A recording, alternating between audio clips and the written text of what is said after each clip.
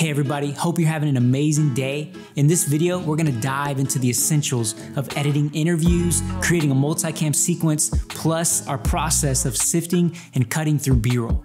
If you're still struggling on how to create a Premiere Pro project, don't forget to check out our latest video from this series before watching this one. Let's jump into it. Picking up where we left off in the last video, we have already organized our footage into organized folders in our SSD editing drive. We properly created our project and timelines. Now it's time to bring in our footage into the timelines and begin working with them. In this demonstration, we have two types of footage, interviews and B-roll. Let's toss it over to the interview king, the most generous, kind, amazing person you will ever meet, Dean Zhu, who will walk you through our multicam process to streamline your interview editing workflow. What's going on, everyone? Dean here, and I'm going to show you a fast and efficient way to edit in Premiere Pro multiple camera angles all synced together in what we call a multicam sequence. Now, this is for the situation when you had two or more cameras rolling at the same time, say for an interview or a music video, and when you're back editing, you want to be able to see all your camera angles at once while you're making your cuts.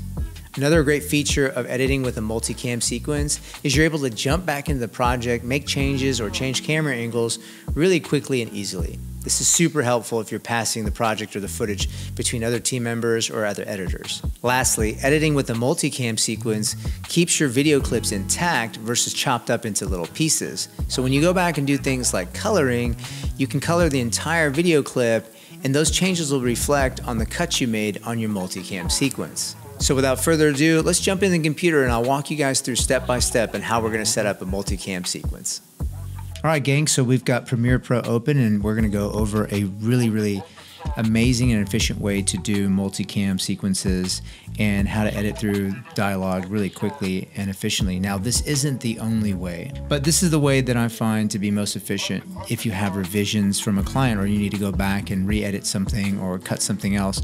It's really nice to have all the sequences already synced up. I think in order to be really efficient at editing, it should be something that you can jump back into a project or really hand off to anybody on your team or somebody external to be able to jump in and pick up right where you left off. What you really want to make sure, and this is kind of a pre-production thing, is you want to make sure A and B cam both have some form of microphones on, whether it's from a external source and from your internal mic is good enough, especially if you're doing another source of higher quality audio. You don't really have to have a shotgun mic on both these cams.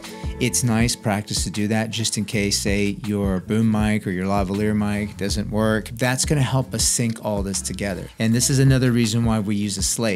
That audible sound, that clapping sound, is a very distinct sound that will sync all the audio together. So we'll pick it up on the Zoom recording. We'll also pick it up on the individual camera clips. So we're gonna go ahead and just highlight A cam, B cam, and the audio file. We're gonna go to create multicam source sequence. Now, once you do this, it's gonna pop up the screen where you can name it whatever you want. Again, we're big on naming, so I'm gonna name this Christina, if I can spell, multicam sequence. We have our synchronized point here to audio because we've got our audio from the boom mic recorded into the Zoom, and then we've got our two on-camera mics on, so we're going to be able to pick up that slate sync that we did at the very beginning of the video. Now, when I'm ready, I'm going to go ahead and hit OK. Boom. Now you see up here, you've got, this isn't a sequence, this is a multicam. There is a difference here. The next thing I got to do is I got to create a new sequence from the clip. So once I hit that, then I actually have my timeline. If you look at the timeline here, you're saying, okay, great. And you're saying, hey, Dean, where's our multicam? If you come over here to this little icon here, it says toggle multicam view. Check it out, guys. I've got both camera angles going. And if I hit play on this, these things should be in sync with one another. Real quick, just to make sure everything's right, we're gonna go here, we're gonna right click this and say open timeline. Remember, this is the original multicam sequence we created. Once we open that up, you can actually see the stack. So this is essentially just a sequence within a sequence. What it's essentially doing was, this is the method that a lot of us when we start out, we would just kind of move everything along and synchronize it to you know, a downbeat or when the slate hit. Again, you can totally edit this way if you want. The trouble is you can't always see what the other camera's doing. Plus, when you go back, you might have some clips move away from the main source of audio, and then the audio sync becomes an absolute nightmare unless you have that multicam sequence. sequence. But from here, this is where I actually like to do my color grading here. The first step of color grading is actually just coloring. We typically film a lot of this stuff in log because the log formats, whether you're using Canon, Panasonic, Sony, Fujifilm, whatever camera, it's really just to preserve as much information as possible. So if you were shooting underexposed, overexposed, it preserves the dynamic range where you can actually recover some of that. Plus, it gives you a lot more flexibility to do your own coloring, which is really nice, especially if you're chasing a specific look. So the first step here is just to add the Rec 709 LUT. Now, most camera companies, we film this on a pair of Panasonic EVA1s. We go to this one. This is the Vlog the V709, version 100. Don't ask me why it's version 100. And we throw that and we get kind of our base look, and that looks pretty decent, right? Then I'm gonna go to our A cam here.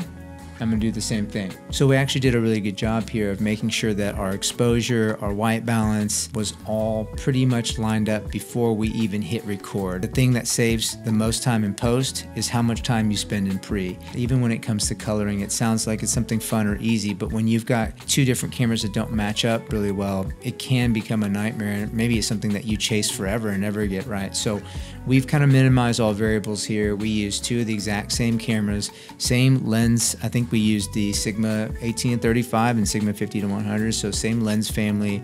We exposed it, we shot at the same ISO, we had the same amount of ND on there on each camera. That way, when it comes to coloring, it becomes a really, really simple job. Really important that you dial all that stuff in before you even hit that red button when you record. Okay, so once I'm ready to record, I'm gonna go ahead and here's our toggle multicam view. Gotta hit this red record button. That means it's going to actually start recording you switching cams. And really the cams just coordinate to the number pad. So 1 would coordinate with this cam angle and 2 would coordinate with this. Right now it's gonna start playing on cam 1. So as soon as I hit the space bar, you're gonna see her talking. And as soon as I wanna go to the second cam angle, I hit 2 and you see the red box outlining that second cam angle. That means it has made that cut for us. Now she talks a little bit more here and I wanna go back to 1. I go back to 1. See how the red box is on cam angle 1 again, or cam A. Now I wanna go back to the second cam angle, I hit 2, it goes back there. Now when I'm ready to stop and review, I hit the space bar to stop. And now take a look at our timeline. It's already made a couple cuts for us. And that's the beauty of doing the multicam this way. What's really great here is now you can review your cuts. I can pull that back a little bit. Maybe you wanted to jump to the camera a little earlier. I just pull the other piece of the sequence over. So now I've got, here's cam B, back to cam A, over to cam B. And when I play it back, it's gonna show me specifically where I hit the cut. Again, it preserves everything here so that you're not having to look at the stacks, because now if we go to our multicam sequence, nothing here has been altered. That's the beauty of it. Everything here is preserved. But if I go to my actual timeline, those cuts were made. Once I get this set here, then I will actually do my final coloring here, where I will add an adjustment layer, not to the multicam sequence, but to the actual timeline that has the cuts already made. So I'm gonna throw, let's just say I'm throwing this adjustment layer here, and I wanna tweak the color a little bit here, kind of give it a nice, you know, a little bit more of a cinematic look here. Maybe I wanna pull the shadows up just a touch, drop the highlights down a little bit, maybe bump my contrast. Now I can actually color the entire 2 cam angles instead of 1 at a time. So now there's another layer of efficiency when it comes to final color grading if you do this multicam sequence, because you can just color both camera angles at once to get your final grade. Okay, now that you understand setting up your multicam sequence and synchronizing your external audio, let's crank out our B-roll selects and show you what to look for when sifting and cutting. Remember in our last video, we covered how to interpret your 60 frames per second footage into 24 frames per second. So if you're still a bit confused on that process, be sure to check out that part from our previous video. Okay, our buttery smooth slow motion B-roll is interpreted and ready to be sifted. Hit Command A to select all of your clips and drag them into your B-roll selects timeline. If this warning pops up, select keep existing settings. Since we already customized our timeline, we don't want to change it. And for this demonstration, we are going to show you what to do and how to organize footage from different cameras. So let's head over to the B-roll folder and select the footage from our B cam. Command A and drag it into the timeline. Make sure to give it some space to distinguish between the two cameras. Now let's color coordinate to further differentiate the two cameras. Just keep the first batch of footage in that iris blue color, and let's highlight the second batch. Right click, hover over label, and let's select Mango. So for this example, we shot with two different cameras. And by scrubbing over Cam B's footage, you can see a different frame size. That's because we shot in different resolutions between the two cameras. And remember from the last video, you always want to set your timeline to match the highest resolution, which is in this case 5K. Since Cam B was shot in 4K, you will have to bring it up to the 5K timeline. So highlight all of the Mango clips, right click, and select Set to Frame Size. Set to frame size will not scale or zoom in on the original clip, so selecting set to instead of scale to will maintain the best possible quality. Okay, so now this next part is all about mastering your keyboard shortcuts in practice. The more reps you have, the faster you will get. And of course, if you watched our other video on how to speed up your editing workflow and applied those concepts, then you should be able to blaze through this part. So with my right hand on the trackpad and my left hand on the keyboard, I'm ready to begin the sifting process. While using the trackpad or mouse, you can quickly scrub through your footage. I'm constantly using my left hand to zoom in or out of the timeline to get either more refined or less refined scrubbing. Since I shot this footage myself, it gives me an advantage on sifting through it since I know what I'm looking at. The 1 and 2 buttons on the keyboard are used to zoom in and out, and the spacebar to play back footage if I need to really dissect it.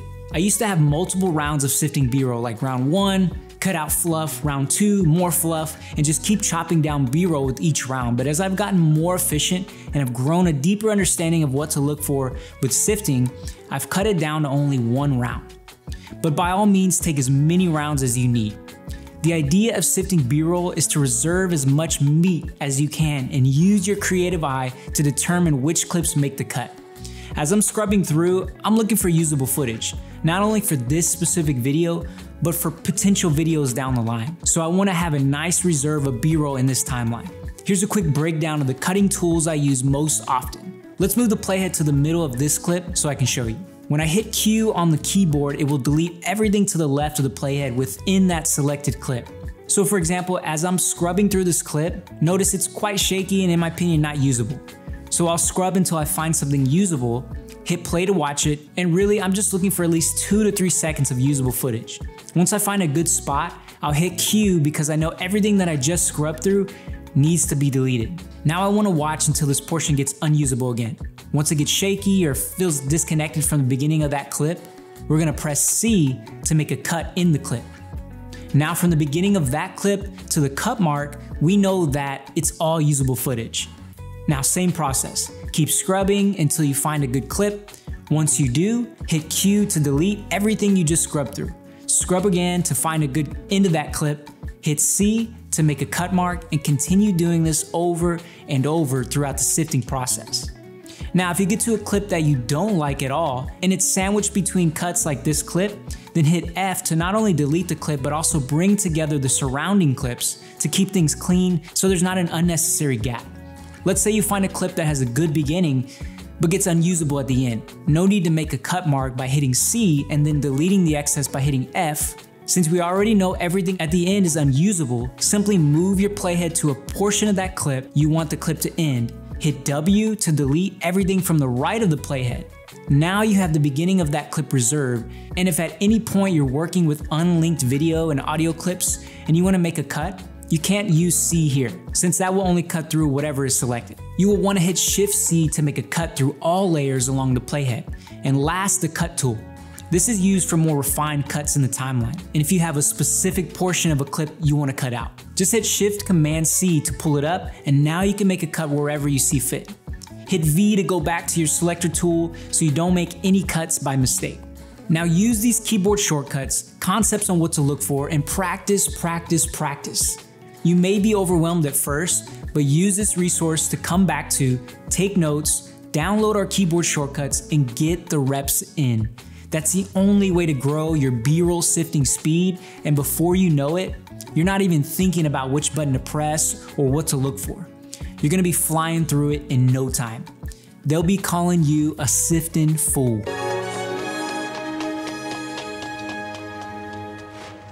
That boy sure is a running fool. Thank you guys so much for watching. Please like, comment, and subscribe to see more content like this, and we'll see you in the next one.